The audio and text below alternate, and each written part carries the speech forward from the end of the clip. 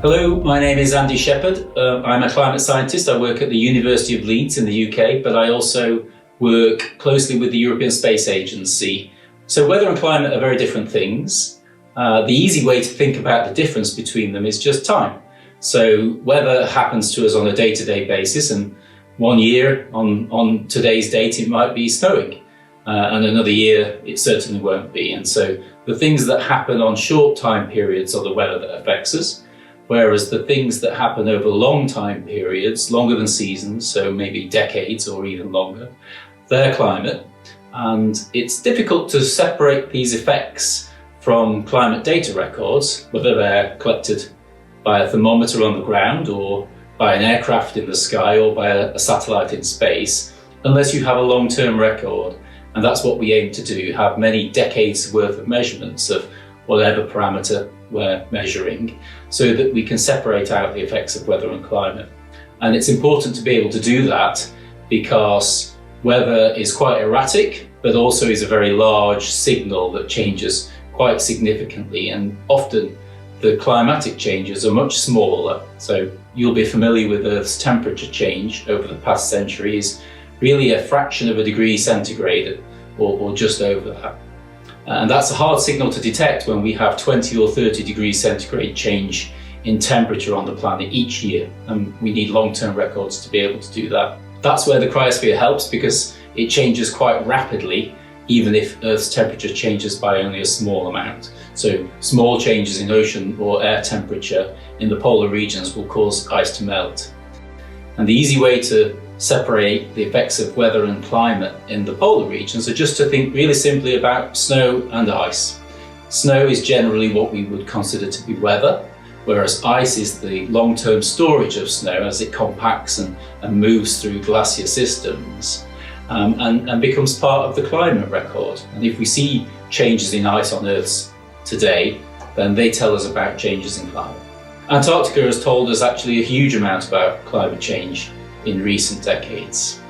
So what we found is that parts of the Antarctic ice sheet are flowing too quickly into the oceans because the ocean around them is too warm, and that's causing them to be unstable.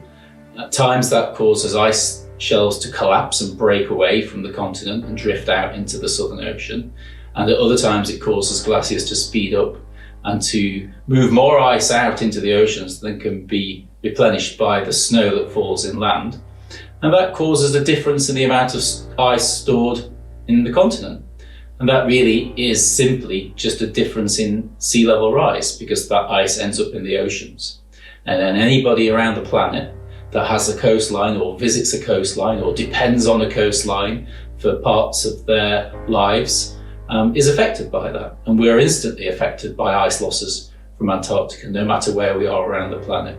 So it's really important for us to, first of all, understand how the Antarctic ice sheet is changing, but more importantly, to be able to predict how the ice sheet will change in the future so that we can plan our lives around that. We've learned a huge amount about the polar regions thanks to satellites in space over the past 30 or 40 years. Some of the iconic stories that we've learned about are retreat of sea ice in the Arctic.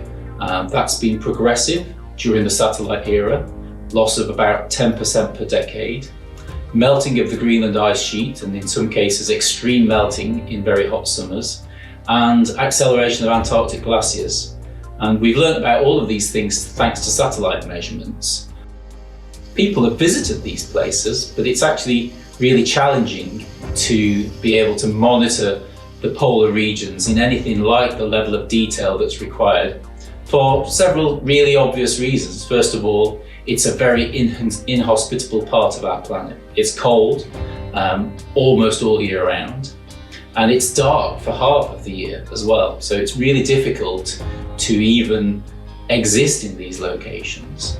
But more importantly, they're vast. They're huge places that can't realistically be monitored on the ground, on foot certainly, from the air or from ships even, because they can't travel over sufficiently large distances to be able to monitor the signals of change, which are affecting huge parts of these areas. So we depend heavily on satellite measurements to be able to monitor in all weather conditions.